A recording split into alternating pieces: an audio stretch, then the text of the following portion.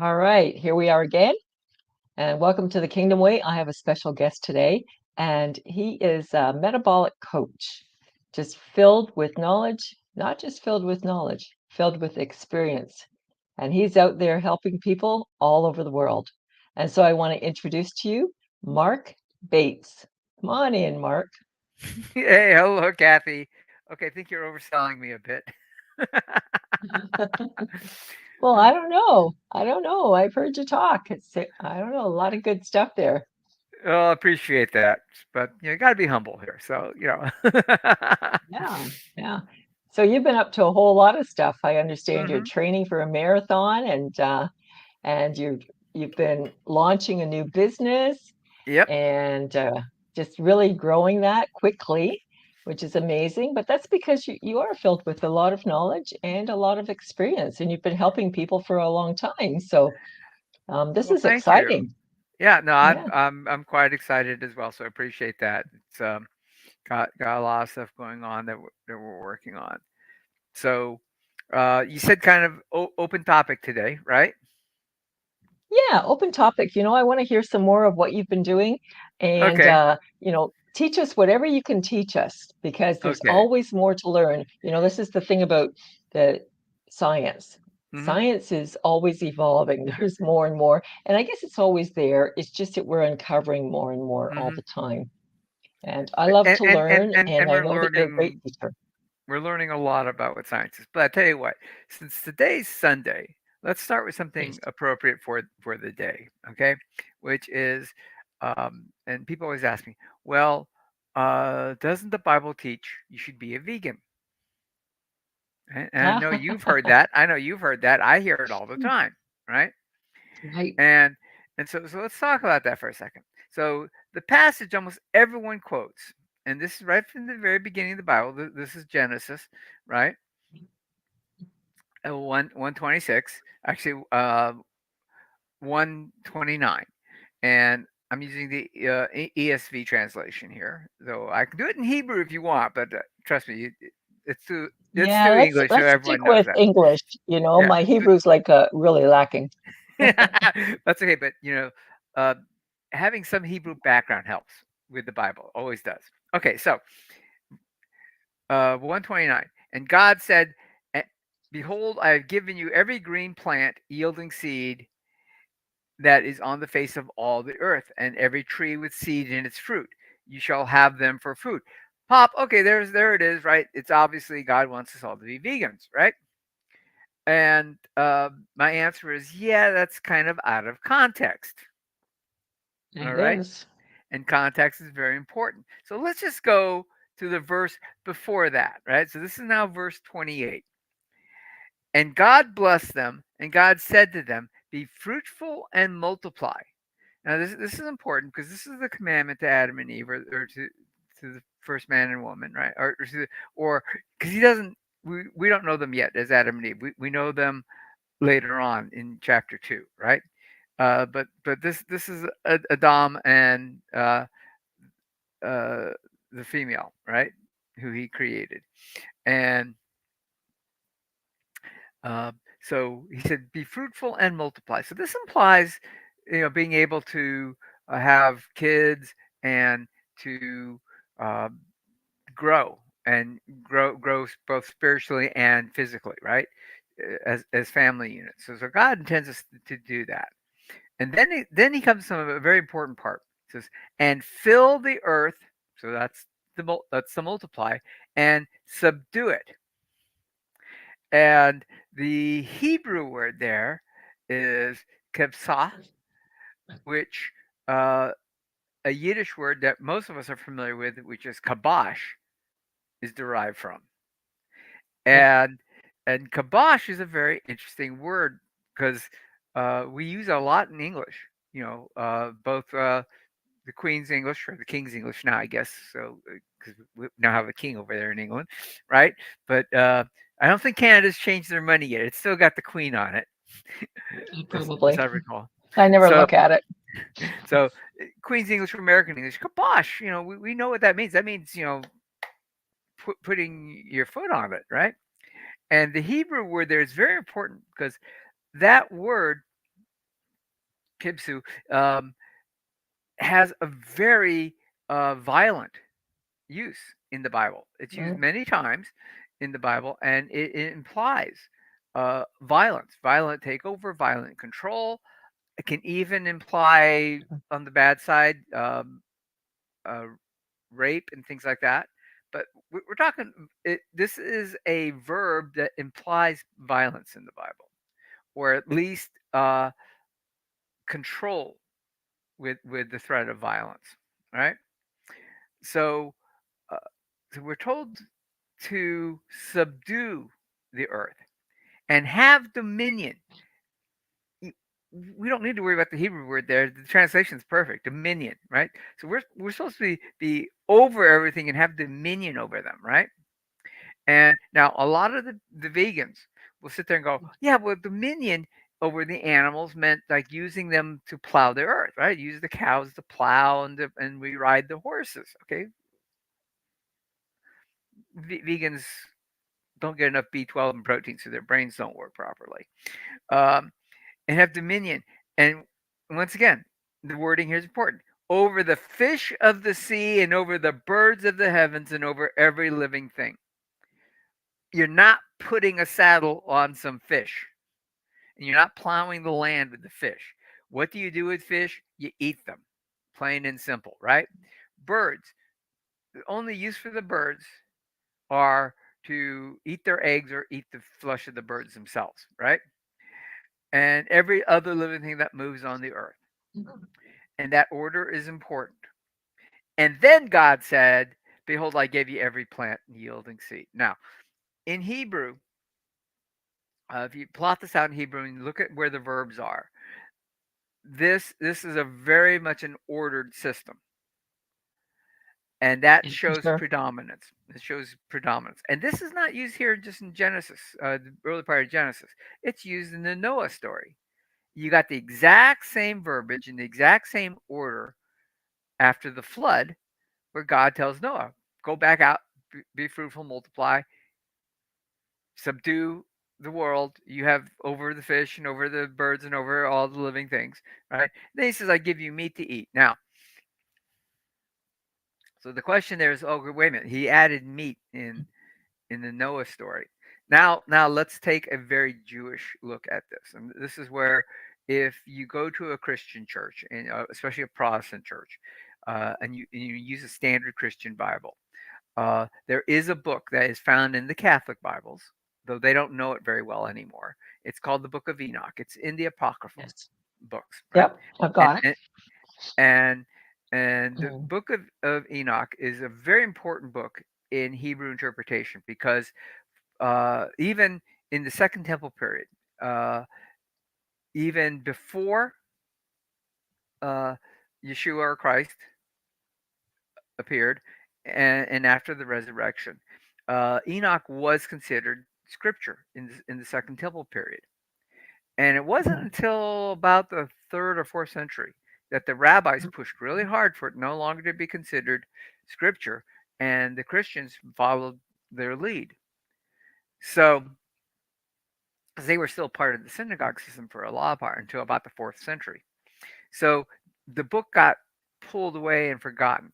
Well, if you're not familiar with Enoch, um, it helps us with the context here. So in if you're a Christian and you talk about what were the two big rebellions that Christianity recognizes. The first one, of course, Adam and Eve eating the fruit, right? That was kind of the first rebellion, and the second big rebellion is the Tower of Babel, where the people, instead of doing what God Mhm. said, gathered together, built the tower, trying to build themselves up as God, and then God had to separate them, right? Well, between those Right. two things, right, there was this thing called the flood, and what caused the flood? And this is uh, most Christians' instant answer is, "Oh, everyone was sinning." Well, where did they learn to sin so badly? And this is where the Book of Enoch comes in. So the Book of Enoch talks about, and this is in chapter 6 of Genesis, where the Ben Elohim, the sons of God, And it's very important that you need to know the Hebrew there, because Ben Elohim is only used of angelic or spiritual beings. It's not Mhm. used of kings and other things. So this is talking about spiritual beings. And it says, the Ben Elohim saw the daughters of men Mhm. and co-inhabited with them, right? And thus were born the Nephilim, fallen ones, right? Now, what the book of Enoch even gives us some names of who these angels were that came down. But if you remember, the concept here is that God created the angels first, then he creates mankind lower than the angels, right? But God says eventually the angels will be ruled by the men. And so Mhm. the concept is that if angels have feelings, right, they're jealous of this, right? That's other creation is going to be the rulers of everything. And so in the book of Enoch, it talks about how these angels broke away from God, came down to earth to destroy mankind. And what they did is they said, let's get together and let's teach men all the dark secrets. So that was where they taught them pharmacy, pharmakeia in the Greek, right? That's drugs, homosexuality. Uh, they also taught the women how to become extra alluring with makeup and stuff like that. Uh, they talked to them about not joining man and woman in marriage and being celibate. So talking about fornication and basically all the sin type stuff, right? And warfare, how to build weapons out of iron and bronze, so you can kill more efficiently, right?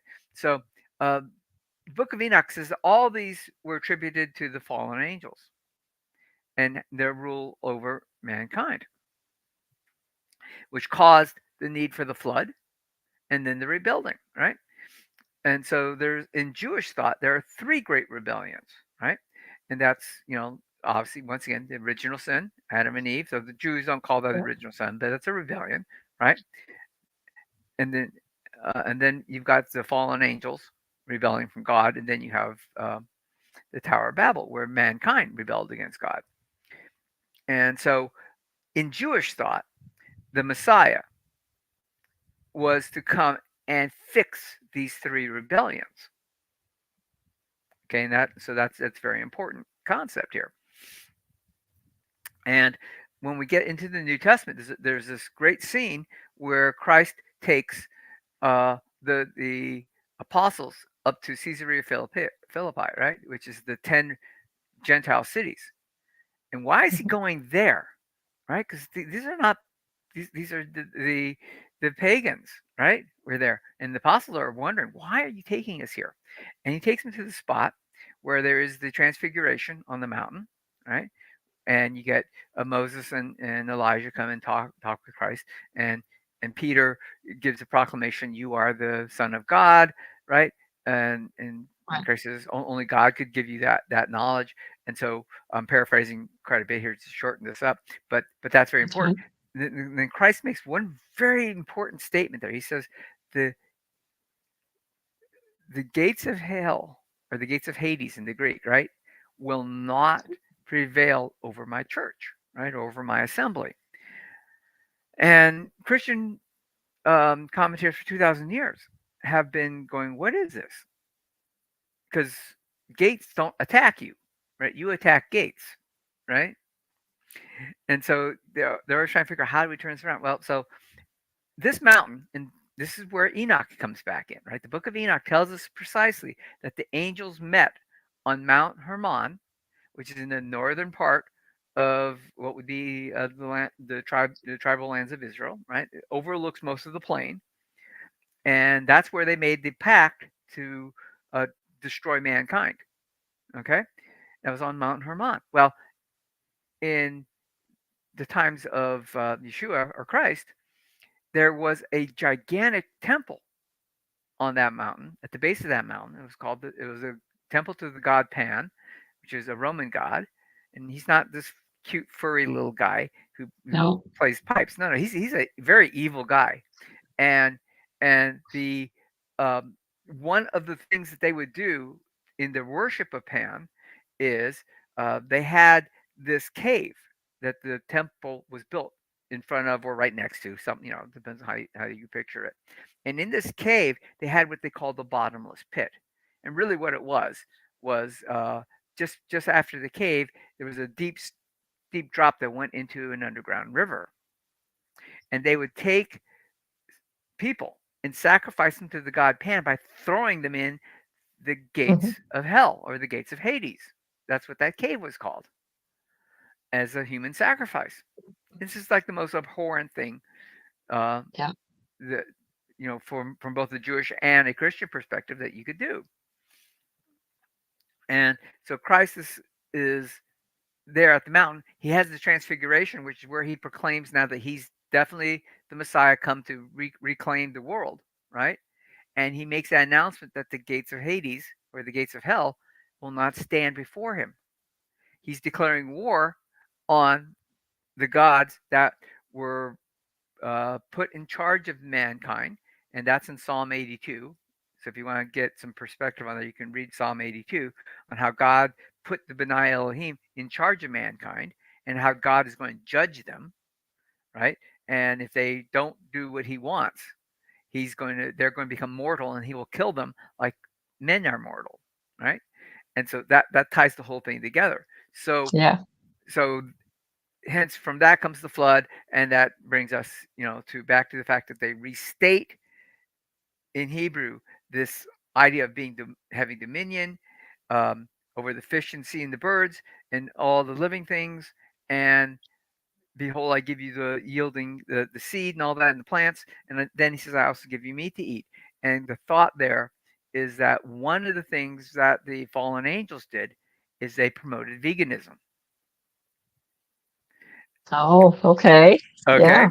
And Yeah. so God's saying, no, go back and eat meat. And there's a priority, just meat first, right?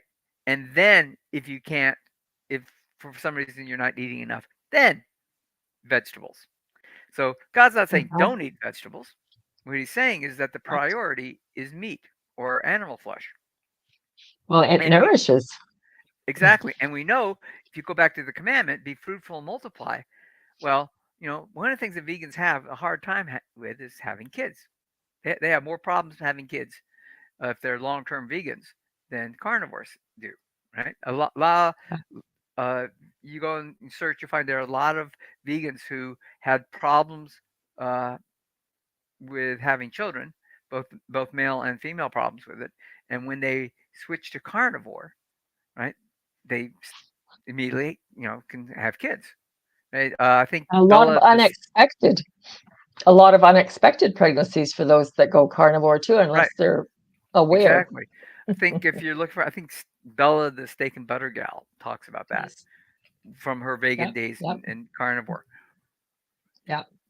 So it was a whole lot, and there's a lot of biblical stuff and a lot of Hebrew, but basically, the Bible supports a carnivore diet very The well. Bible does support a carnivore diet. And the other thing, for people that are not as deep as you are, Hmm. Mark, people that are just reading it at surface level, because I believe the Word of God is really multidimensional.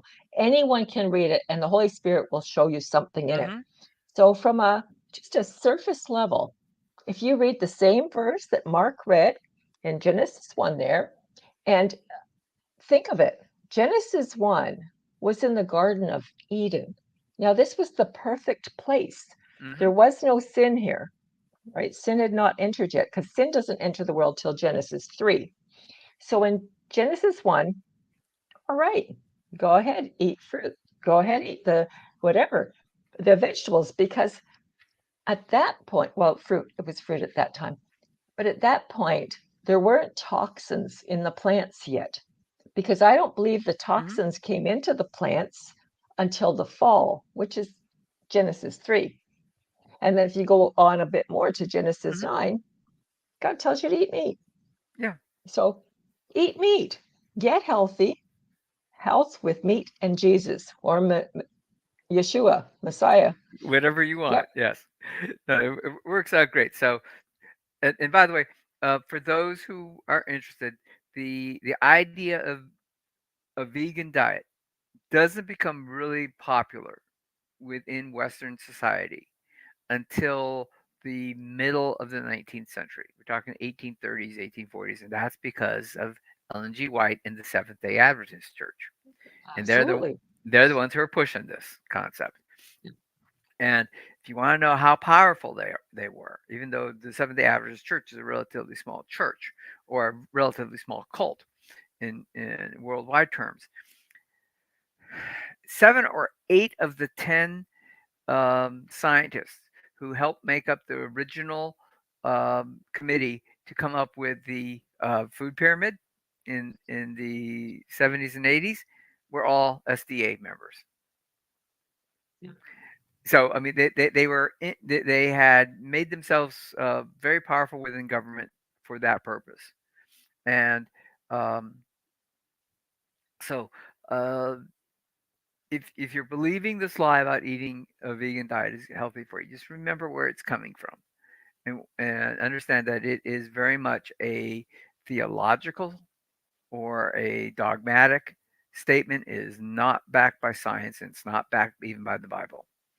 Okay, so that just it's Sunday, so we got to And talk the about other thing, something I've like that. talked to some Mhm, people, from SDA, and they say that they're a little bit more lenient on that now, mhm, and that a lot of them just do eat some meat from time to time, mhm, which I can see because your body would be so craved, it needs the nutrients. And as you were talking about pharmakeia, well, pharmakeia really is taking the plants mhm, originally and they're using it for medicinal purposes, making mhm. concoctions and using it for medicinal purposes. So meat is the food and the plants are the That's medicines. right. If you're sick, but if you're not Mhm, sick, why would you take medicine?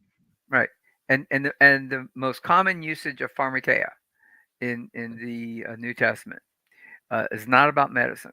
It's about intoxication drugs, Yeah. and that becomes the whole thing because that's Sounds where like that's where witchcraft. the It's like sin there's comes been a from. witchcraft, really. Hmm. Yeah.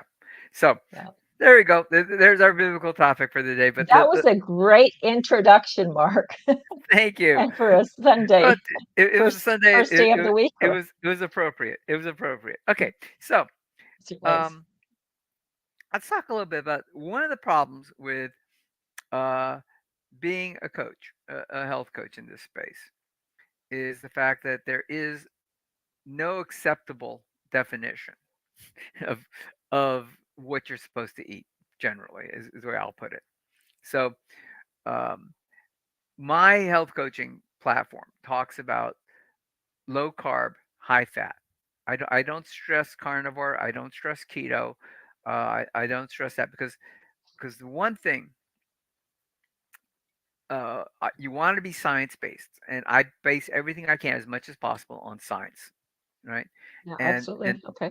and the problem with science is that we've yet to find a group of humans that will allow themselves to be sequestered into a laboratory for a period of time, separated into two groups, have every piece of food and water that they eat measured and given to them, and at the end of that period of time, to get dissected to see what happened to their body afterwards, right? Yeah, that's the And part that would get me. yeah, so so we have, we can do that with rats and mice, and we can do that in petri dishes with cells, but we can't do that with actual people. So there is no 100% true cause and effect nutritional science um, out there. Okay, what we're doing is we're looking through a lens at data. A lot of times it's epidemiological data, which means we're relying on people to remember what they ate and what their lifestyle was like, uh, as much as possible. And sometimes we only take a food diary, every once a week to represent the whole year or something. Is like it's very very bad science, and we're making assumptions based upon that. So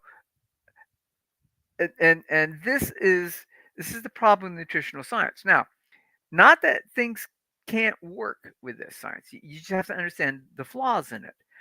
By the way, the same basic scientific platform or methodology is the methodology we used to ultimately prove that cigarettes are bad for you. Once again, because they couldn't dissect human beings. Now, obviously, they had dead people they were able to do autopsies on, and they could see the damage to the lungs, and that led them to look into cigarettes as a problem. But And for the most people will believe that cigarettes are bad, right? most people today definitely believe that, they understand that. It's not from hard science, it's from a lot of good epidemiological science, right? But the big thing you have to understand is that, I'm not quite this old, but my parents were, uh, in the 50s, 40s, and 50s. Uh, the tobacco industry used to have doctors advertise how healthy cigarettes were for you. And they did. That's right. Yeah. Right. And they actively suppressed evidence, like some of the big pharma companies that we know about today, um, with certain viruses that sprung up a couple years ago. But they actually hid the actual data to keep you uninformed, and they went to Congress and they lied, flat out lied to them and said, "Oh, nicotine's not addictive. No, it's not, and cigarettes are not bad for you." And it wasn't until the preponderance of the evidence clearly pointed out how bad cigarettes really were for your health. Uh, oh, and it took years, right? That uh, the tobacco industry had to give in, stop, stop trying to negotiate with Congress, and allowed them to put warning labels. And we got the commercials, and all the stop smoking stuff. And and the thing to remember is, what's the first thing the big tobacco companies did when they got hit by all the lawsuits and all the problems that they had to put on the cigarette packages? Shift over to food. That's right, Kathy. They went out and bought all the big food companies. There are maybe 7 to 12 big food companies around the world that basically control 90% of all the food production, of at least the processed foods, right? Though you'd be surprised how much of the main ingredients, whether it's meat or the farmers Conagra grows all kinds of grain and stuff, right? These guys are all essentially owned by what used to be the big tobacco companies. And And the this, diet food companies too. oh yeah, they all. I mean, and any processed food, if it comes in a package, assume it's owned by a Yep. tobacco company executive. And the same scientists and the same lawyers who for years were trying to tell you that smoking was good for you, or not unhealthy, have now shifted to doing that for the food industry, right? And so they're marketing to you on with the food. And by the way, these same guys own most of the big pharmaceutical companies as well, which is why they Yeah. knew how to lie and steal and cheat all the time. And they do the training. They fund the training for the medical professionals, Hmm. at least in part. And Not even in part. the gov. Okay, so What? Okay. here's the thing. So let's go back to the, at least in North America, right? The uh, nutrition societies, where most of your certified nutritionists get their training from.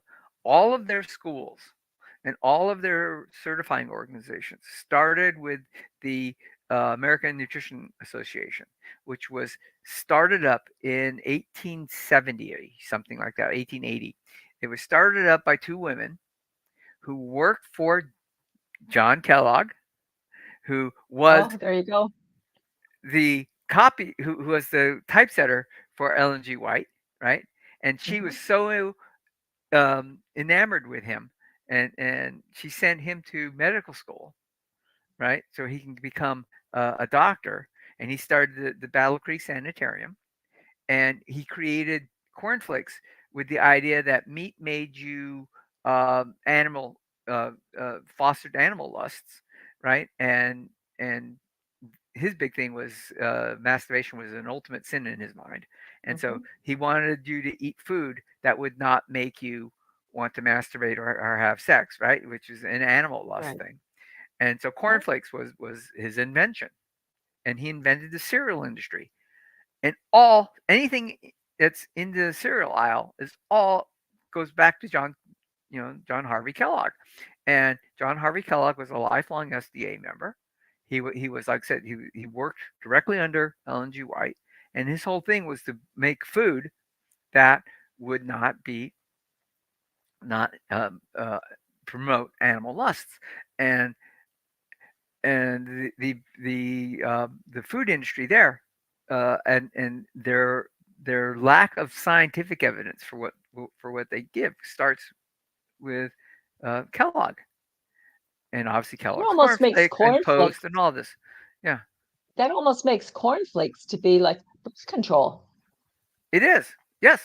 Because basically we know that it's going to damage us, that we, if we're just eating that vegan diet, as you were saying before, we're not even going to be Oh, able the to have hormonal children. We'll have damage. difficulties. If you ate The nothing but hormonal cornflakes, damage. hormonal damage would certainly shut down your um, for women, it shut down the hormones that allow you to produce eggs properly and ovulate. And for men, it really lowers testosterone, which eliminates the sex drive. And even today, right, we're Yeah. looking at worldwide, there's anywhere from 50 to 70% drop in testosterone levels in men all around the world. And that's from Like it's criminal, really. It's this criminal. vegan, this plant-based diet Mhm. is being pushed all over the place. So, or large of it. So you go back, look, follow the money. Who owns the food companies? And this is since about the 70s, let's say. The food companies were slowly, or in some cases not very slowly, bought up by the tobacco companies. And the lawyers who tried to tell you that smoking was healthy now are telling you, oh, eat heart healthy foods, right? Okay, and Yeah. the American Heart Association, that little thing that they put on the boxes, That right? they Heart pay healthy, for. are paid for by the food companies, and the American Heart Association makes millions of dollars on that little thing. And there's no scientist in the American Heart Association that actually does any study if that stuff is real or not. It's whatever's paying for it. Same thing is the American Diabetic Association. I have a big thing about the American Diabetic Association because the world follows their guidelines for diabetes, and uh, the ADA just got into a big lawsuit because one of their uh, nutritionists refused to tell people, "Oh, eat this these salads covered in um, vegetable oils, salad dressings spiked heavily with sucralose, right?" And she goes, "No, this is bad for you. I'm not going to tell people to eat this." And they fired her, and so she's suing them, and she's going to win this lawsuit. It looks like. Uh, so Good. so it's the money. Follow the money in all this, and then Yeah. how this ties back into the science is 90% or more of all in the last 10 years at least, uh, of all scientific research done at a research laboratory, and most of this is at some research laboratory attached to a university, is funded by the food industry when it's a food industry science. If it's a pharmaceutical one, they have their own science, they have their own labs they do it in, and then for the bigger, when they have to go out into the public and get the FDA clearance, that's when they go to a university. But once again, remember, it's all paid for by the pharmaceutical industry, right? For the most part. And so what happens is that if the results that they come, no matter how badly they design the experiment that they're doing, if it doesn't show the evidence that they want, since they paid for it, they have the right to squash it. And um, we've now just got some data that was coming out from the 70s where um, they did a massive epidemiological uh, survey on the effect of saturated fat on heart disease, right? And whether that applied or not.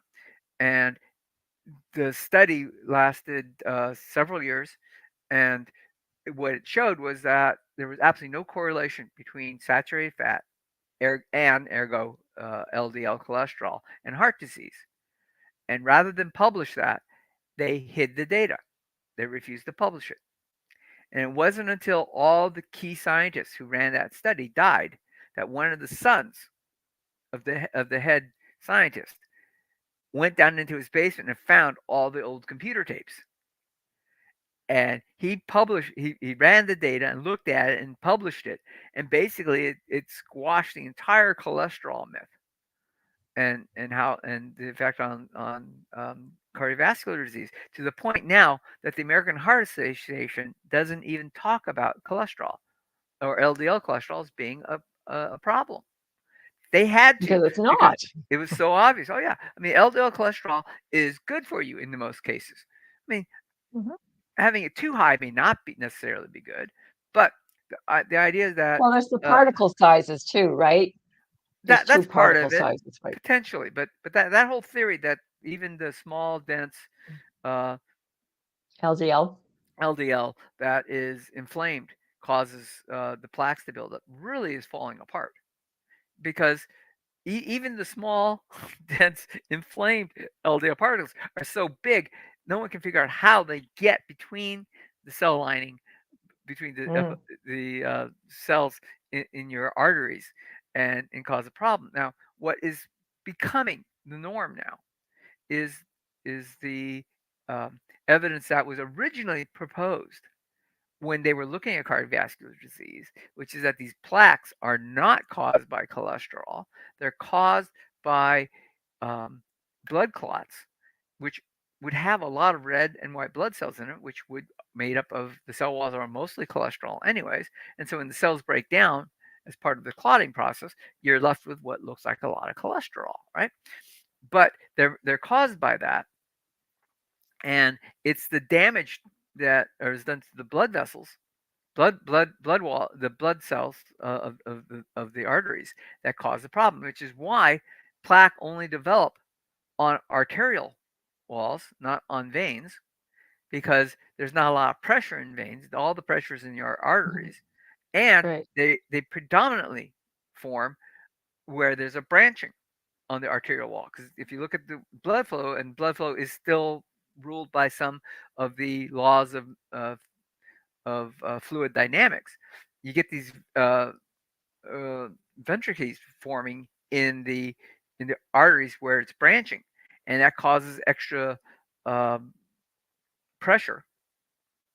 And then if you have a toxic level of blood sugar in your blood, and that's pretty much anything over 120, because your body tries desperately to knock that blood sugar down if it's over 120, uh, that causes damage to the cell walls, or to the arteries, and so the body responds to that by putting um, a clot there essentially.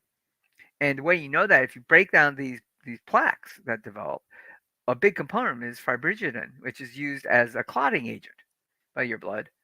And so you see a ton of that in there. The other thing you see is a lot of uh, these spikes in it when you Yeah. diet, and you right, and these spikes are caused by phytosterols, which are plant cholesterols, which get used instead of real cholesterol, and they're highly inflammatory, which causes more damage, which causes more blood clotting, which causes bigger accumulation on the plaques. And So so, without the vegetables, it would be impossible to have? no, I'm not saying that. Okay. What I'm saying is that from the evidence that we have now, it doesn't appear, and I have to be very careful how I word this, because A, I'm not a True. researcher, I'm not an MD, right? But from the available evidence, and there are plenty of good MDs who you can who will talk about this, right? And PhD researchers who specialize in just this area, who will tell you that it's not the cholesterol in your blood that's floating around. It's the fact that you have damage to the cell walls, right? And that causes blood clots to form. And the blood clots, when they become calcified and turn into plaques, they look like cholesterol, because that's what's left from the cell walls. And so the concept that the plaques are caused by cholesterol, excess cholesterol in your bloodstream, well, it kind of made sense, right? Because it looks like cholesterol. And so if you have extra cholesterol in your blood, well, that would cause that. But that'd be like blaming the firemen for all the fires in your town, Yeah. right? Because they're always Exactly. there. Where there's a fire, there's a bunch of firemen. So obviously the There's firemen are always causing the one. fires, Mhm. right? No, no, they're there to try and put it out. The the the the plaques are caused by the clotting, trying to heal the damage done to the cells in the veins or the arteries, excuse me, and the fact that we keep damaging those cells by keeping the blood sugar elevated to toxic levels, and that's anything over about 120, give or take, right? That's what causes the damage, and and the high blood pressure that comes along with having uh, hyperinsulinemia and stuff. So, Mhm. uh, you know, and that's bad science. So the original scientists, and this goes all the way back to Ansel Keys, which is a name most carnivores should know, Yes, I think right? most are familiar with. Mhm. Uh, he was working with, obviously, President Eisenhower's doctors, and he's the one who came up with it's the plaque which is causing the heart attacks and the strokes. And the plaque is formed by cholesterol, and you get extra cholesterol in your blood by eating saturated fat. Ergo, stop eating saturated fat, and we'll solve cardiovascular disease. And he spent years promoting that, and it's all false.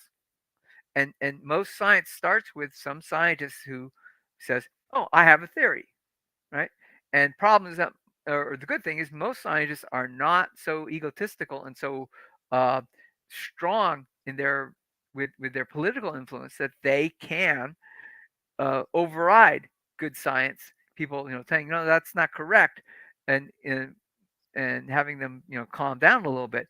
Ansel Keys was just known as being somebody who would literally shout you down in an argument if you were disagreeing with him to the point that you gave up and walked away.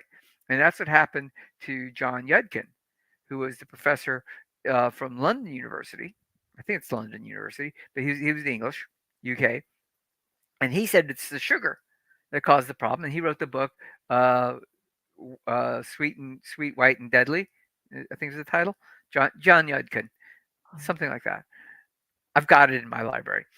It's something But like that, yeah. Yeah, but he was saying it's the sugar that's the problem, not the saturated fat, and he basically got browbeat by Ansel Keys, like, professionally, to the point that he lost all of his uh, professional designations, in the sense that all his laboratories and the universities that supported him knocked him down, and he basically died uh, completely, not destitute, but he was no longer considered a top scientist field until later when some of us found his book again and said, "Wait a minute, this guy was right from the very beginning, right?" Y There's a Eh, lot of doctors that have really suffered at the hands of the system, yes, even definitely. Dr. Atkins or Fetke Hmm. or who was it down there in South Africa, Oh, Tim Noakes. Tim Noakes. Yeah, Yeah, one of my mentors, Dr. Tim Noakes. yeah, So yeah, so you got to be careful with science. So part of what I do is I spend a great deal of time dealing with uh, looking at the science, and there's a lot of good science, but you have to understand the limitations of the science. And so when you're looking at nutritional science, don't believe the headlines where they say this proves this. It can't prove a thing. 99% of nutritional science cannot prove anything. They can find some associations that might point you in a direction, but it can't prove anything because, once again, they're not going to be able to put you in the laboratory and then dissect you afterwards. And right. doing it That's in a the rat problem. is not the same as doing it in a human, right? So Well, their you systems are not even the same. Their exactly. systems are not the same. The nutritional needs are not the same. Like, Hmm. you can't really compare a rat to a human. Exactly. I mean, there are certain things. There are certain mammalian traits that we can say, oh, this kind of points in a direction, but it doesn't prove anything. And so ultimately, and this is what I tell every one of my clients, is that bottom line, you are an n equals one experiment. Right. I have some guidelines we'll talk about in my coaching programs, and I have a lot of guidelines, but I do not have hard science that says, oh, if you only ate this and nothing but that, 100% of everybody will get 100% better. Because That it's just not doesn't true. exist. Exactly. Right. So there's quite a bit of that. In fact, It it would be goes, simpler if it was like yeah, that, Mark. It would be simpler if it's like, oh, just do da da da. This is the outcome. But we're not exactly. math. No, and which is part of the reason why, yeah, you know what, we need to have we need to have a lot of coaches out there, because there's always all kinds of different opinions about everything. We're But fearfully and wonderfully made, but it's very hmm confusing for us humans. right, so it's, we're getting back to carnivore now. I'm trying to keep the conversation on carnivore for your Yes. broadcast here, Kathy. Um, One of the problems I have as a health coach is that I emphasize low carb, high fat, right? Because that's the one construct I know that's guaranteed, right? That if you eat a low carb, high fat diet, um, you'll get better one way or the other. Now, when we're talking about, um, Yeah, we're going to pop over okay, here for a yeah, sec yeah, if you're okay with that. sure, I'm good. Okay. Yeah, so this is Sammy um, Hmm. right here. And he's just talking about the plant cholesterols. And Yes. yeah, Yeah, so if that you can is very speak into true. that. There are scientific studies on that one.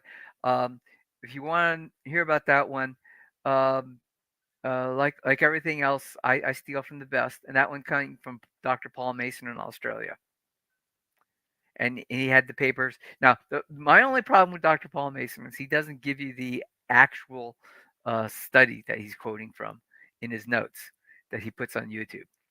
So you have to search for it, okay? And I did search for it, but also um, Dr. Malcolm Kendrick also discusses this idea that they're finding these when they X-ray, or when they do uh, when they look at the plaques, they're seeing these crystalline areas that are very sharp and jagged, which so it's crystalline, right? And but they're empty, and so regular cholesterol would still be there. So what looks like cholesterol is sharp and jagged and crystalline. And so I can't 100% prove this, and neither can Dr. Paul Mason, right, or Malcolm Kendrick. But the only thing that we know of that gets embedded in with cell walls, and that would be in red blood cells, are phytosterols, plant cholesterol, and they would embed into the plaque, and then the plant cholesterol breaks down completely and goes away. So you have these empty spaces that are sharp and jagged that look like should be a cholesterol crystal, and when it's a plant sterol, it's the only thing that makes sense that it's not there anymore. So I can't 100% guarantee that, but that's what the study showed. Is that, and everyone's going, yeah, this had to have been plant cholesterol. So that's the only thing that shows up in cell walls that goes away. So I hope that answers your question. Okay. Any other questions, Kathy? Or not yet? No, no, I he's just saying thanks, Mark. okay. No, no worries. And if you want to know if you want to get, I've got all the research studies, and I've got the videos from Paul Mason. If you want, contact me. Um, Actually, here I'll put out my email if I can type. I apologize.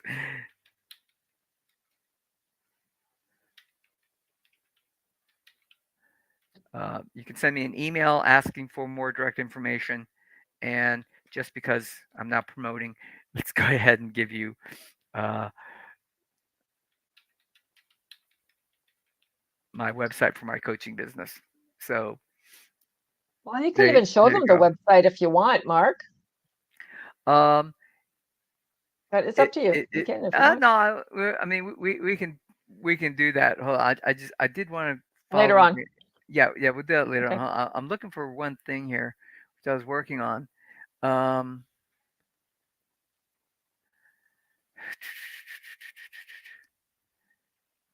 hold on here.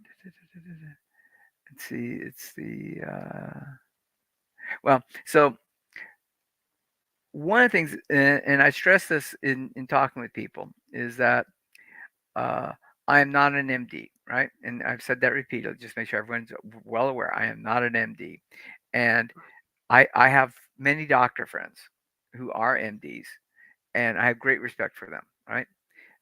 But allopathic medicine has um, a basic problem is that the doctors are trained primarily in dealing with acute problems, right? Acute is like an instant problem. So you're in a car accident, your leg is broken in multiple places.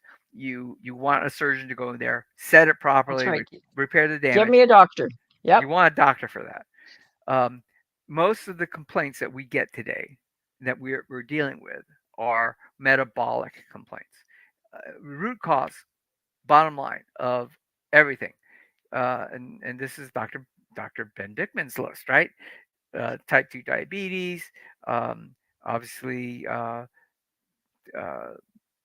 pain, AIDS, Alzheimer's. Alzheimer's, type 3 diabetes. By the way, there's now a lot of people who are calling dementia, Alzheimer's type 3 diabetes, dementia as type 4 diabetes, and cancer as type 5 diabetes. Or maybe they skipped 4 and turned cancer number 4. But there's a lot of evidence that vast majority of the cancers that we deal with are very metabolically caused, right? So you got that. You've got arthritis. Most of the forms of arthritis that we deal with on a regular basis are caused by metabolic function, metabolic functions. Obviously, weight is a byproduct of a metabolic function. Brain fog, all kinds of mental problems, not just dementias, uh, but also um, emotional problems, anxiety are all caused by metabolic functions. And of course, my two favorite books right now is Dr. Eads, uh, Change Your Diet, Change Your Mind, and then Brain Energy by his name's Chris skipping Palmer. Chris Palmer. Chris Thank you. Palmer. And both are prominent in my library, and I quote from them often. But they're all talking about how the brain, it's basically metabolic misfunctioning in the brain that causes most of these issues. Yep. And so we got this whole range of metabolic problems, and that's what I work on. Is I go right into the metabolic issues, and so I try to help clear out your metabolism. But I can't find what I'm looking for here. But back in the day, so talking about allopathic medicine, which I have great respect for allopathic medicine, right? You take this back into the 19th century, there were basically two doctors who were very important in this. Both of them were French. I can't remember without my record here. My memory is not that good, and I don't seem to have my note here on it. But there were two doctors. One of them hypothesized that the problem with sickness was not was the environment, right, or the terrain as he called it, and that if the terrain was bad, the cells were more likely to get sick. And this is a foundational aspect of uh, functional medicine, right? And I get a lot of my training from functional medicine doctors, and but I also get a lot of training from uh, integrative health specialists, and that a lot of my certifications came from that.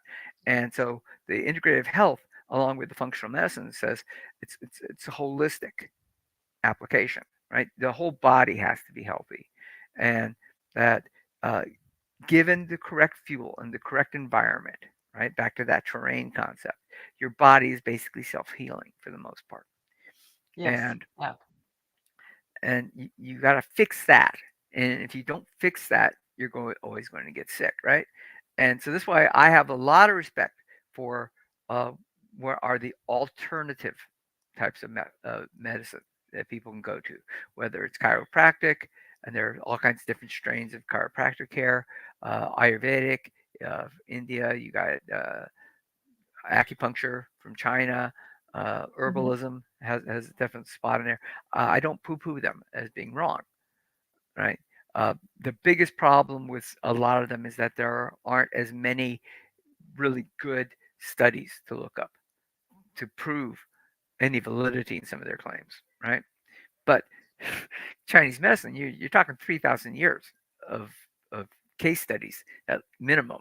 So you got to give them some credit for what they put together, right? So that's there. And even with Where all of that, they still have to have the terrain right. So oh you yeah, still have to have the right nutrition because you can't hmm be eating all the junk food and it's like, well, I'll go for acupuncture and then okay, that's all I need absolutely. to do, But right? if you look at all those ones I just mentioned, right? Right. Chiropractic, Ayurvedic, uh, acupuncture, or in Chinese herbalism, right? They all stress that you have to fix the body, the terrain first. Okay, Right. Okay. Okay. and and even American naturopathic doctors are definitely in the same realm, right? Where and they all came from this one French scientist who essentially said, no, it's the terrain, right? That's the problem. I can't remember his name, but I will remember it shortly. On the other side was Louis Pasteur, which we all know, Yeah. Yeah, we and do. he hypothesized and proved that uh, the reason uh, maggots form on meat is not that they spontaneously generated, right? But because flies would lay eggs on the exposed meat, and over time the maggots would form. And the misconception with most of the atheists is that he was trying to disprove God and spontaneous generation. And with Louis Pasteur, if you read his writings, he's saying, no, no, no. He was a devoted Christian. And he said, no, I'm trying to prove that there's order in the world and that things don't just magically appear. That, these maggots are going to come because flies lay their eggs, right? And so he hypothesized the germ theory of disease, that if you find a disease, you can find a specific germ or virus or something that causes that disease. And if you eradicate that germ, right, that bacteria, that virus, whatever, that eliminates the disease, which is the basis of allopathic medicine. It's a very Yeah. reductionist way of looking at things. And the problem is, uh, we're not dealing with acute problems. We're dealing with metabolic problems. And if you look at the metabolic, a chart of all the metabolic processes, there are thousands and thousands of intricate processes going on that are codependent on each other. And so it is the epitome of complex systems. I mean, I spent 35 years as an IT specialist dealing in very large scale IT systems, building software and the hardware and the networks that supported them. And we had very complex systems to help us diagnose root causes when something was going wrong. But it was nothing like when I started Body. studying the body and came up with, Yeah. all the things that happen in terms of Keep talking. I that. got to plug in here. Sure, no worries. So that's why the terrain is very important, and so you always got to fix the body as a whole, and it repairs itself. So what we're looking at then in terms of how I deal with people, and I have a basic framework, which is low carb, high fat, which means the problem we know that affects almost everything is too much sugar in the blood, which is caused by eating carbs or too much carbs to begin with. And so you got to get that down, and that the body was designed to eat primarily fat as a fuel source. So low carb, high fat. Those are the tenets. Now, does that mean I advocate a keto diet? Not necessarily.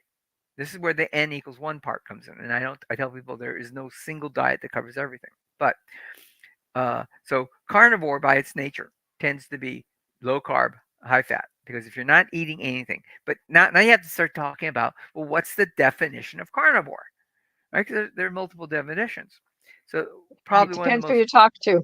yeah, probably one of the most lenient definitions of carnivore comes from um, is 70%. If 70% of your diet is primarily animal based products, I heard Bart Kay say that. that's Dr. Barkay or Professor Barkay. Yeah. He prefers professor. Uh, he says you're essentially a carnivore, and he's basically correct. Because even my cat or my dog, and I don't have a dog right now, but when I had dogs, they would eat things other than the meat I'd give them, right? It would not be their primary diet, but they would eat other things. They would, But they're obligate carnivores. yeah, they have to get their nutrition that they survive on from meat, but they would Mhm. still. I had a dog that would eat the avocados that fell off the tree. Okay, and and even the obligate carnivores in the savannah, right? Lions, tigers, Mhm. and not tigers in the savannah, but lions and the hyenas and stuff. They'll eat fresh fruit that's overly ripe and falls on the ground because Well, they even still. the meat, sometimes there's, leaves and stuff Mhm. kind of intertwined in the catch, in the kill. Yeah, but they go after the ripe fruit because the fructose is a source of energy because they do all have livers that the fructose can be processed by. So they'll eat that. It's just not their primary form of nutrition, Mhm. and they don't build their bodies properly by eating that. So it's a very small portion of their diet, right? Now, Well, what's your definition of carnivore? I'll stick with Barquet. I don't put a Okay. percentage on it, but I said you're primarily eating vegetable products. So, like, I consider myself Meat. to be a carnivore, though I use coconut oil uh, in my morning drink, and I use MCT oils at But times. primarily it's animal products. Primarily, it's animal product, and Right. and then, like I said, I I like putting spices on my meat. Spices Yeah, do not come me from too. animals, so it's obviously a vegetable source of some kind. Mhm. So I'm primarily a, a carnivore, but I do partake a little bit, and every once in a while I'll have a berry or something with my kids, right? Bought them a bunch of blackberries, and so I'll have a couple of blackberries with them. Now that brings up an area that I really like, which is paleo carnivore, and Yeah. Okay. paleo carnivores uh, try to mimic uh, the carnivore type habits of our Neolithic and Paleolithic ancestors. So once again, primarily animal, primarily going after the fat of the animal, right? And that was the target. And we've got the archaeological evidence, like uh, in Africa, they found the bones of hippos and elephants and stuff that were taken down um, by the early hunters, and they got the marks from the stone tools that they would use to butcher the animals. And the place they butchered was like for the hippos was the bottom of the feet, just covered in fat, right? 'Cause that's how it's stored. And so they're going after the fat, and they were breaking the bones for the marrow, which is very high fat, right? And they would crack open the brain case to get after the brain. So they're going for the fatty sources, which, by the way, if you watch a lion in the wild, what a lion does when it takes down an animal, the pack eats the what appears to be the guts of the animal. Now, and this is my perfect example of how somebody who doesn't know a damn thing will tell you something and make you believe it. And back in the 80s, there was this book that went out, very popular, called Fit for Life. I don't know if you remember it. Yes, yes. I'm Yeah, sure I had it. I've had them yeah, all. yeah. So the guys who did Fit for Life were pushing a very plant-based diet, right? And his whole hypothesis, when you see a lion eating the guts of the zebra, is they're trying to get at the grass that's in the stomach of the zebra. Oh, That's absolute yeah. BS. He doesn't know anything, right? Yeah. The lion's going after the kidneys. He's going after the liver. He's going after all the places where the fat's stored. He's not going after the grass in the zebra's stomach. But this guy sold a he was a bestseller. I mean, what can you say? Um, Yeah. Well, so Mark, I got a question for you yeah. with LCHF Mhm. because you said that LCHF is not necessarily ketogenic. No, you Yeah. How is that? LCHF. Okay, well, that's a great question, Kathy. So, um, to be ketogenic, you have to have it then becomes a matter of macros. Right. So, low carb, in my mind, could be anywhere from, and this is where you get the scale. Some people say low carb is 100 grams of carbs a day. Some people Oh, say 50 or whatnot. I will tell you that low carb realistically is 20 grams, give or take, I'd go with 20. I'd go with right? 20, yep. But you know, you can, be low carb, especially if you're healthy now. Once you get healthy, you can bump it up to 50 or 60 grams of carbs, and not really affect yourself too much. Because at that point, you're insulin sensitive. So whatever extra blood sugar you Mhm, develop by eating a little extra carb that day, the insulin just knocks it down right away, right? So you're not getting any problems from that. Uh, but if you look at the average diet, right? The average diet, let's say if you're eating, and I know calories are a very imprecise measurement, right? So, but it's a measurement that we all have access to easily, right? So if you're eating 1,800 calories a day, right, which is actually kind of low. Most people eat 22 to 2,400 calories a day, but if you're eating 1,800 calories a day, and 45 to 60% of your calories are coming from carbohydrates. Let me just use 50%. That's 900 calories are coming in as carbohydrates, right? And at 4 grams, 4 carbs per gram, you're eating 225 grams of carb. And that's like a standard American diet type ratio for carbs.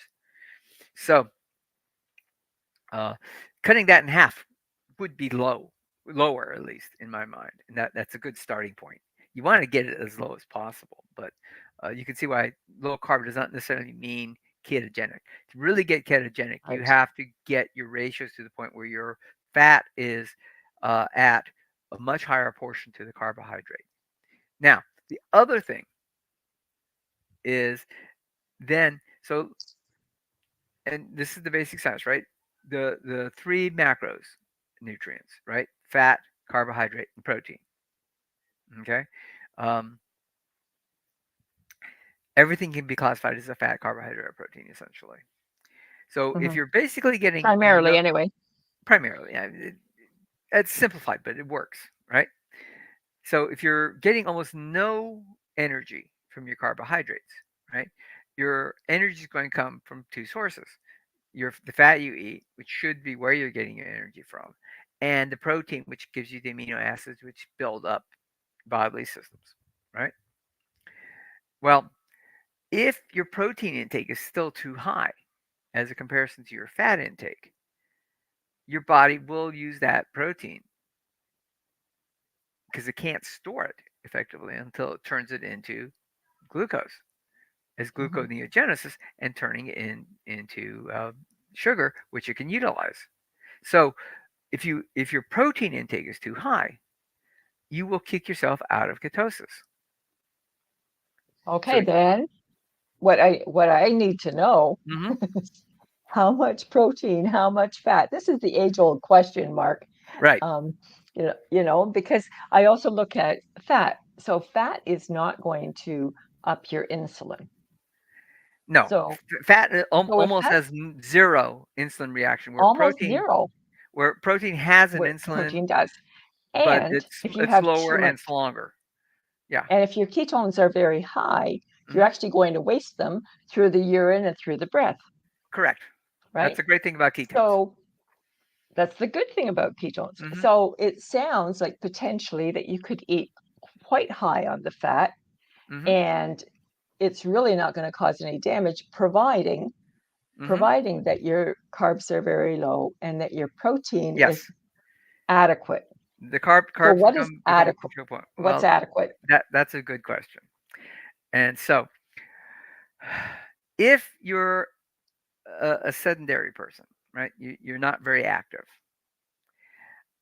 The general rule is half a gram to 1 gram. So I'd go lower, right? Half a gram on that scale per kilogram of lean body mass, and lean body at your ideal weight.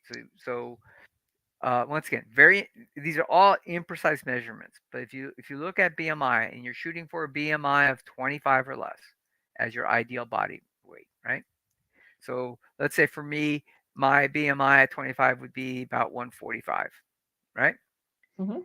But that's still having about uh, 20%, 18% body fat, right? So if I take that 145 pounds, right, and I do zero point 0.8, so that gives me 116 lean lean pounds of mass, and then to get that into kilograms, it'd be 2.2, right? So we do a Mhm. divide by 2.2. That gives me 52 kilograms of lean body mass. So for Okay. me, if I were basically sedentary, if I just sat around all day, I would want to consume 25 to 50 grams of protein per day, which is not a lot. Now, is that not too low?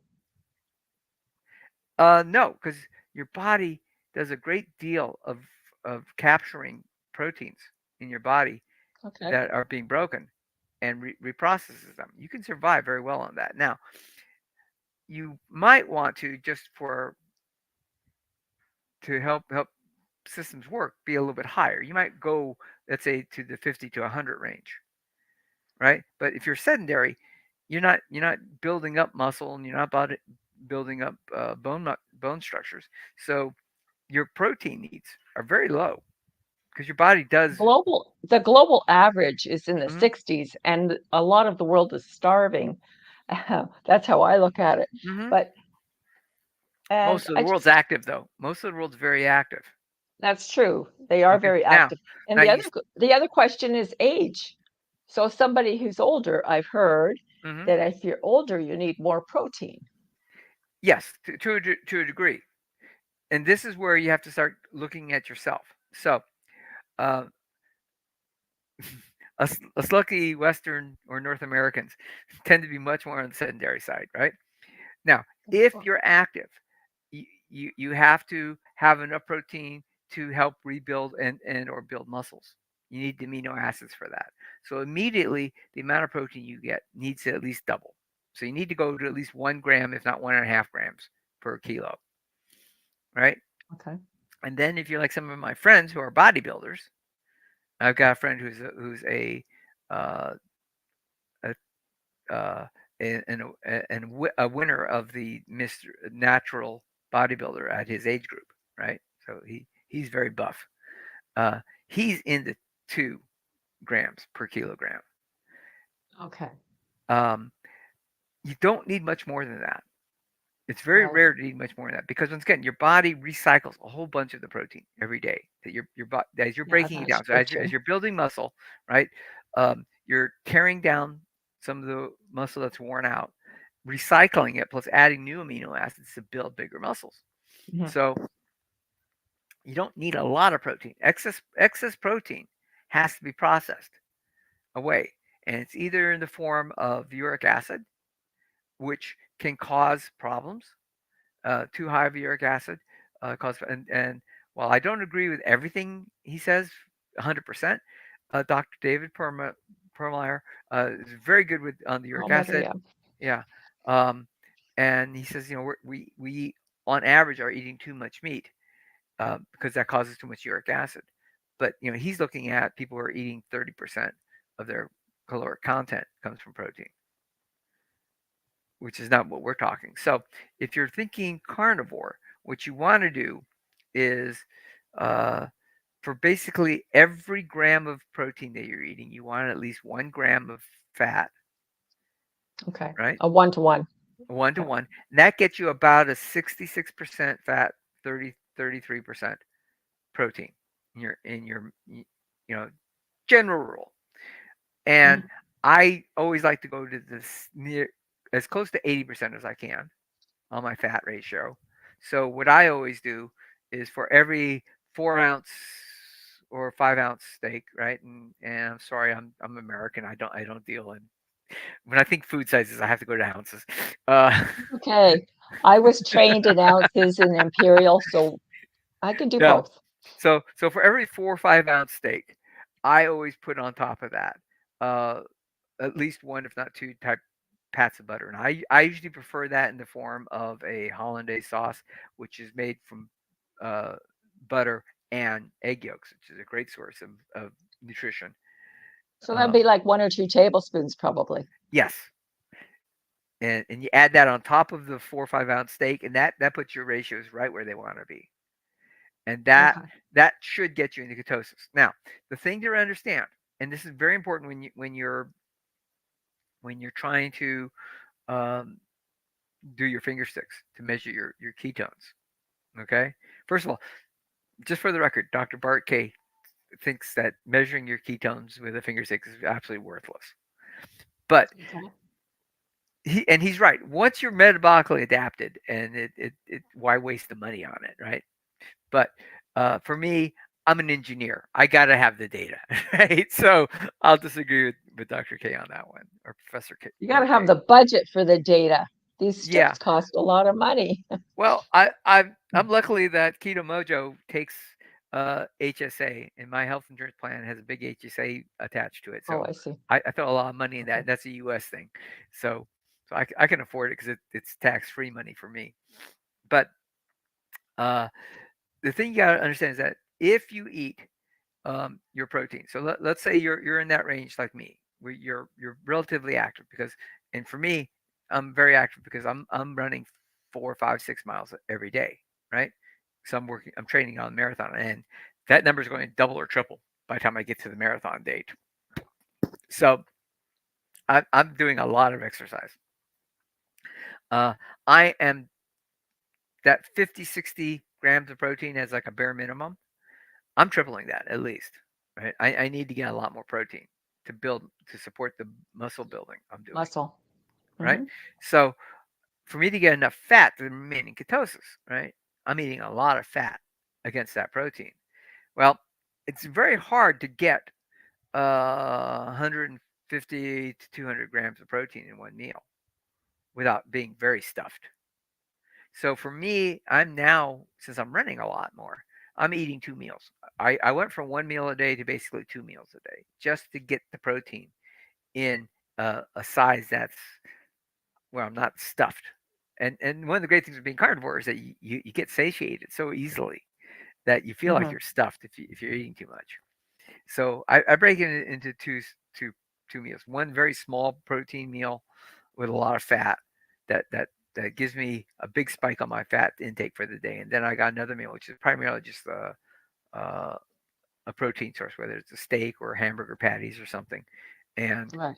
with a little bit of extra a sauce or something on it, just to give me a little extra fat, and that's what I'm eating. So one big meal, one small meal. That's what I'm working with, right?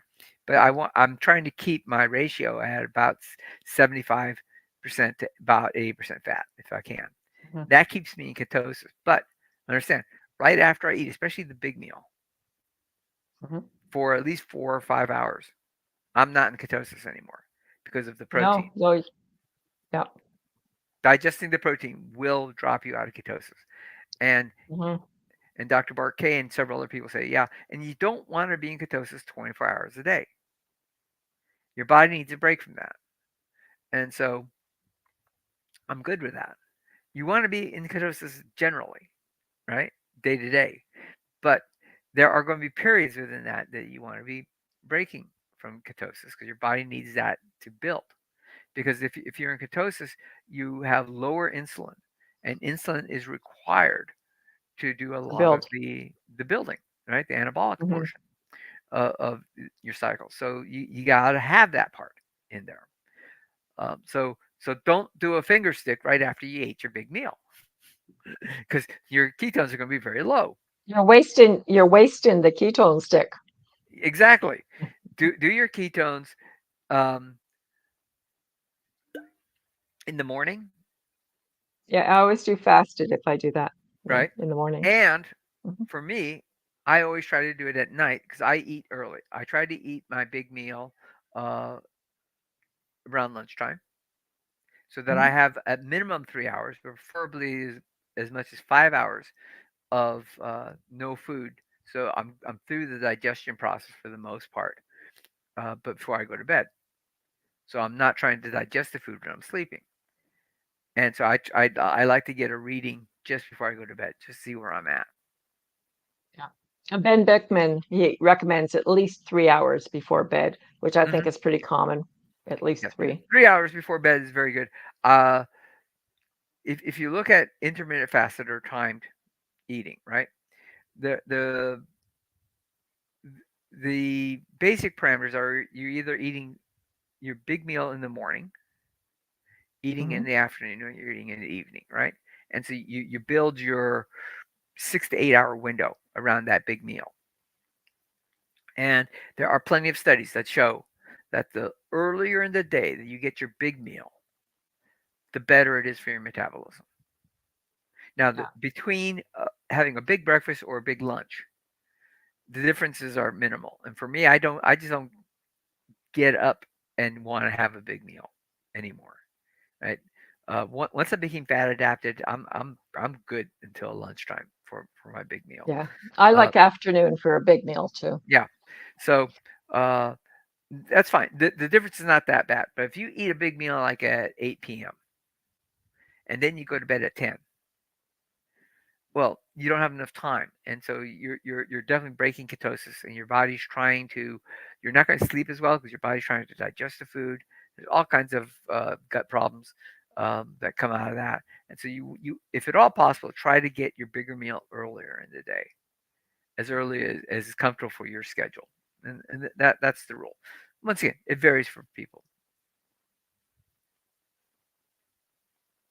Uh, that's absolutely correct. Yeah. So remember, if you're basically just sitting watching TV all day, and that's all you do, your protein needs are very small.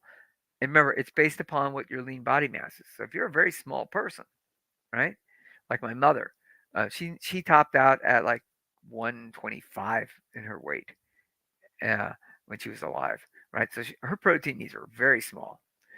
Um, but on the other hand, if you're um, a bodybuilder, and even though you're not training right now, just sitting around, you still have your lean body mass is very high. So your protein needs very dramatically on where you're at.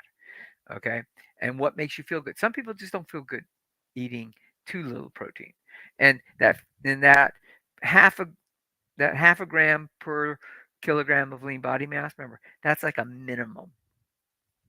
That doesn't mean it's ideal. That's minimum. um, to basically keep you functioning. Ideal is probably 0.75 to 1 gram per kilogram. It slides around a whole lot. So you got to go by what makes you feel good, right? I mean, if you're feeling good, you're probably good, right? Um, but I strongly advocate getting some form of exercise, even if it's just walking around the block every day, right? And that's the other thing when you're into health coaching is that you're trying to get people to do lifestyle changes that impact their health. And so one of the things is getting outside, especially when the sun's up, and getting sun on your skin. Um, do not take vitamin D supplements. Synthetic supplements are terrible for your body. They're not bioavailable for the most part, and they actually cause all kinds of problems. Get your vitamin D by walking out in the sun, right? And the other thing is, and you notice I'm a big proponent of this, get blue blockers when you're in front of screens because the blue light does affect your eyes and your body and your metabolism. And when it's nighttime, because of circadian rhythm issues, I add the red blockers as well, so blue and red light. And so I use this at night. So when I'm watching TV at night, I've got I have a darker pair than this when I'm watching TV.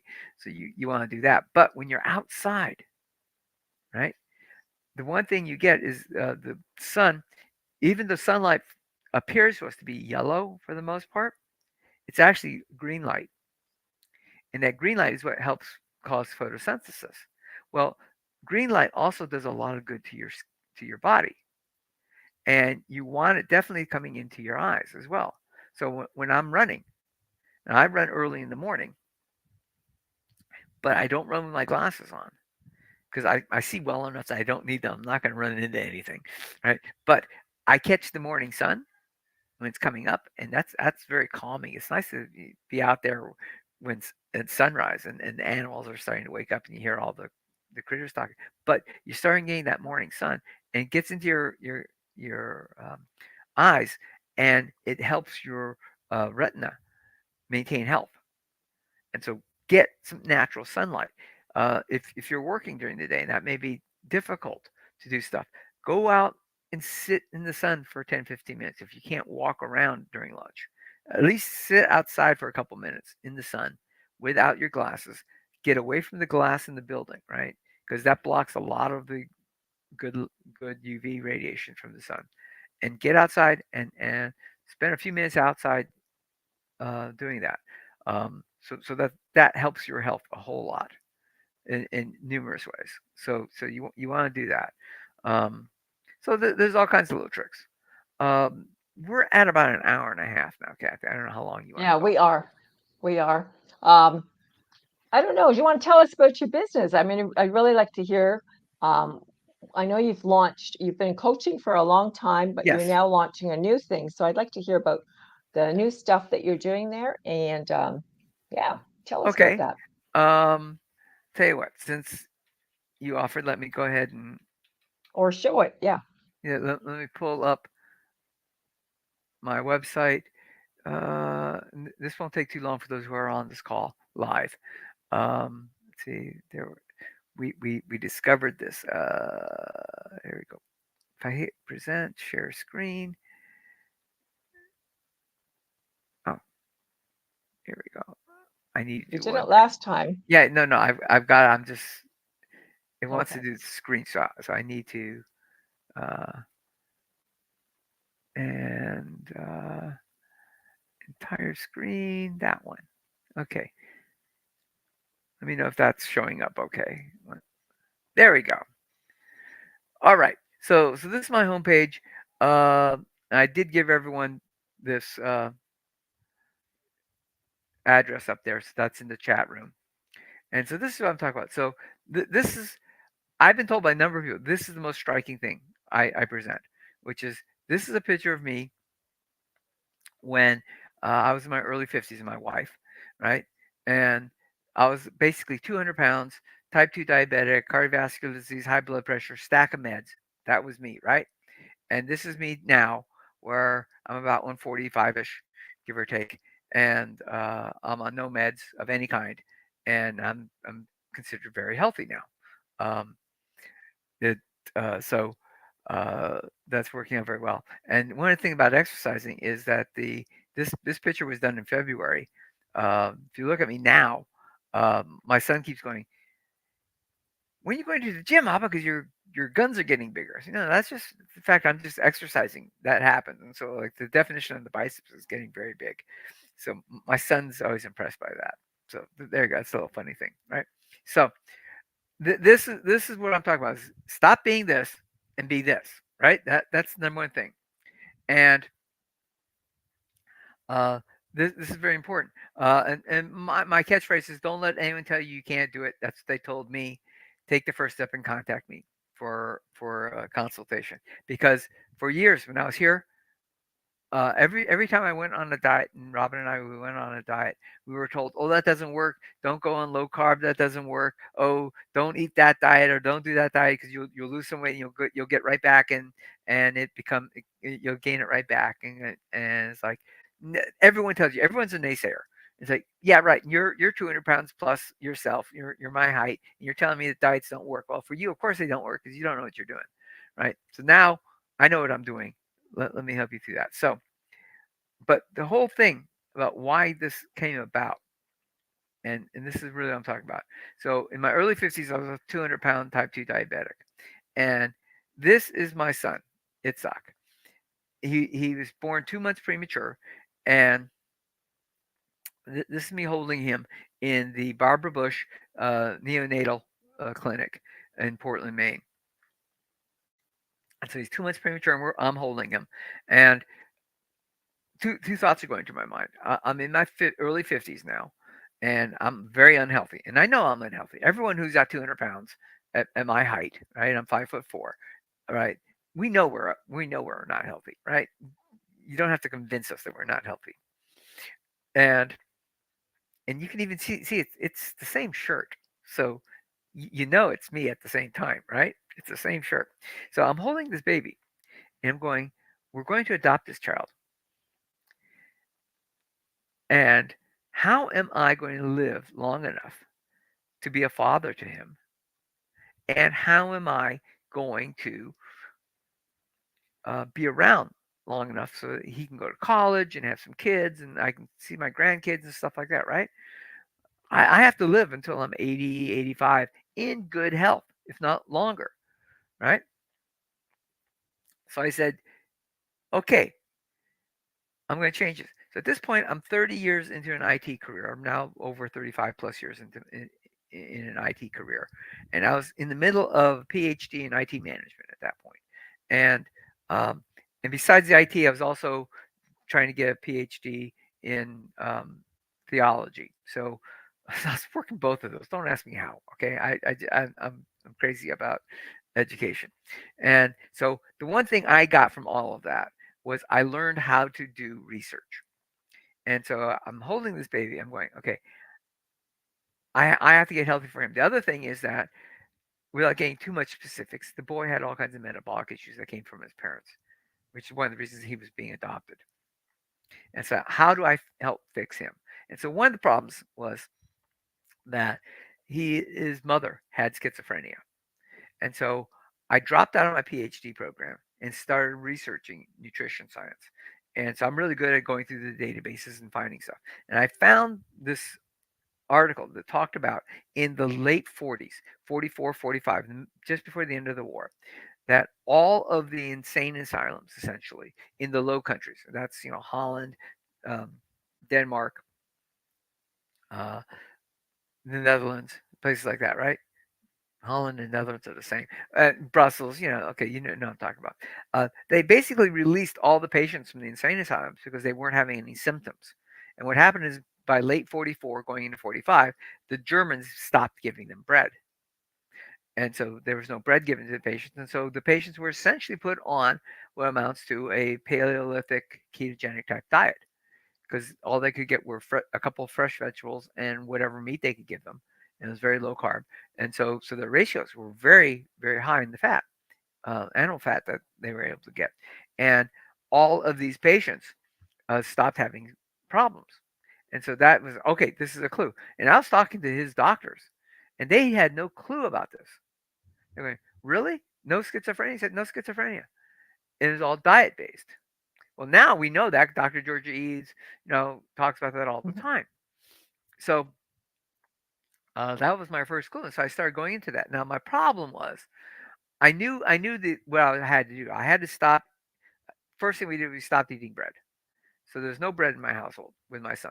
And then we adopted two little girls as well. So now my problem's even worse now because I've got even longer that I have to live. Right? Okay, but so um, but we stopped eating bread, and then we said, "Wait a minute."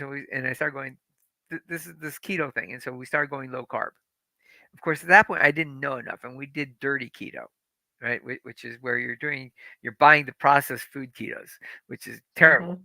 stuff, right? But I lost a lot of weight from that. So did Robin. But we were always hungry. We weren't feeling good. We were being very miserable. We felt very miserable. And so uh, the weight kept coming on and off because we would stop eating keto because we couldn't keep it up very long. And so we said, okay, you know what? Um, Overall, that didn't work, or that worked.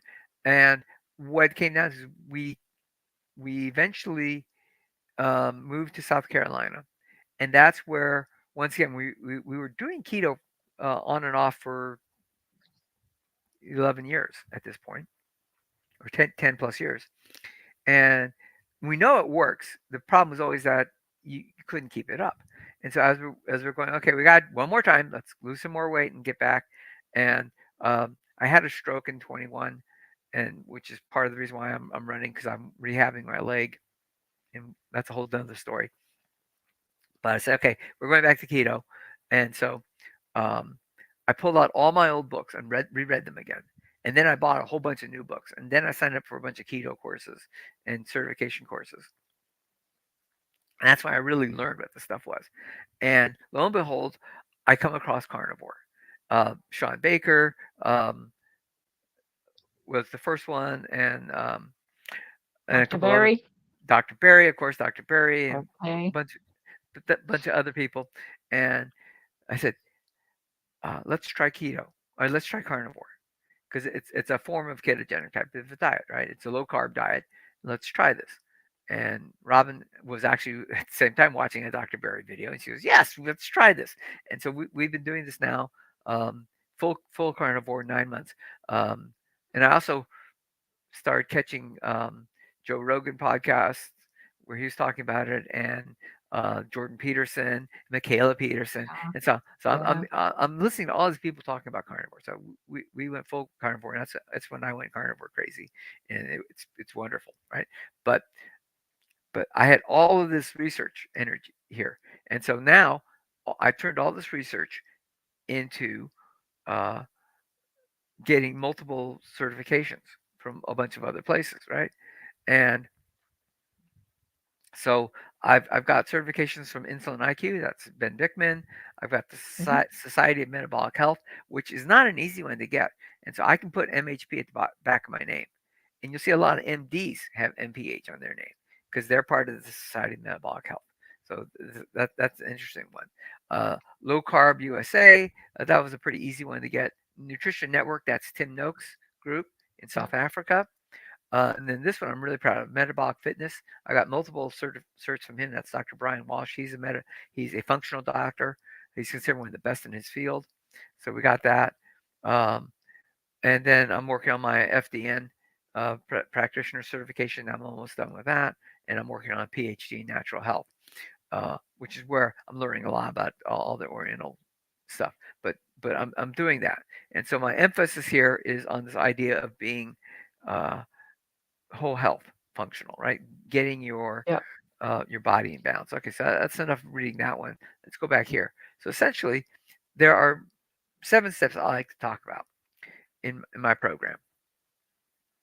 One, no more Richard Simmons. Now, if you're older like me, and Kathy, you might remember Richard Simmons. Richard Simmons was Richard Simmons. Oh yeah. very popular on He TV. lost a lot though, and He he was the did. big fitness He guy. he he Yeah. did. But it's like I don't need some skinny, floozy kind of a guy yelling at me about you know, losing weight. So I say, no more Richard Simmons. This is not about eating less and exercising. This is about a lifestyle that works for everybody, right? So you need to have an optimal human diet, not just one that loses weight. Uh, you got to get rid of the hunger. The biggest problem everyone's going to face on any sort of a diet to lose weight is that they're hungry all the time. And so the diet has to take care of the hunger. And as Kathy will talk about, carnivores, um, are, the satiety levels are very high. You're not hungry anymore, right? If you're eating a sad diet, you're getting high insulin. You got to break the insulin problem because insulin becomes one of the root causes of all the problems, right? And then this is what I always focus on: fountain of youth. Uh, my original goal was just to live long enough to be a father to my son, and hopefully to be there when he had children. Now it's like the hell with that. I'm living till I'm 120. I want to see my great grandchildren, and and Absolutely. so you know we're going back, and so a lot of what I teach is not just keto or low carb diets and how to do that. I do a whole bunch of uh, biohacking talk about and my rule if I'm going to talk about a biohacking item, which is typically a nutritional supplement I take for a specific reason, it's something that I take personally, and so um, we, we work on that. So I talk a lot about that in training people, and then of course I've got leave London town. The biggest problem that most people have these days is that they have brain fog or their anxiety or other mental issues. So we want to clear up the mental issues, and that's where Dr. George Ede talks a whole bunch about changing your diet. You change your mind. So that's a big part of what I teach. And then of course I got this old age is for sissies. So once again, I want you to stop thinking about I'm too old to get fit. I'm too old to worry about this. You're not. There are too many people. Um, the guy who interviews people on why you went carnivore. He just had a whole bunch of people in there who were like in their 80s when they started carnivore and got healthy. They're Homestead not. House. Yeah. Yes. Yeah. Homestead House. Yeah. No. Yeah. Yeah. No. But but the idea is that there's a whole bunch now of these 80, 90-year olds who are popping up on YouTube who started Was carnivore. is that the Dave guy? I was interviewed by Dave. Yes, He's they. from Japan. From Uh, Japan, that oh, one. that's right. He's English, but he's from Japan. Yeah, I was Yeah, interviewed by him. yeah. Yeah. I like his show. It's very interesting. 'Cause he always starts with that first line. How did you find carnivore? And Hmm. Yeah, that's that's the always one. interesting. So old age is a big thing. I'm going to give you just eating carnivore gets a lot of your youth back. But I'm also part of my program is doing that. And then of course a big problem that everyone's having is we just don't have the sex drive that we used to have. And a lot of that has to do with hormone levels and other stuff. We get you healthy, you become a sexy beast again at any age. And that's very important to a lot of people. So those are the 7 key steps in my program. So that's there. Um, my events. This is a work in progress. I've got 2 live Q&A sessions right now. These are open to anybody. Um, so if you go to the website, you'll get the link for that. These are on Zoom, where any question you want, I'll talk about. Um, I'll point this out over there that this is going to be a live stream. I will record it and post that link later. So don't give me too many particulars about yourself that you don't want given Do you to have the some world. dates there? I can't read it. Yeah. Oh, July 9th and Saturday, July 13th. Okay. All right. Okay. Well, that's coming up. Yeah. That's in just a Next week. couple days. That's next week. Yeah. The official Exciting.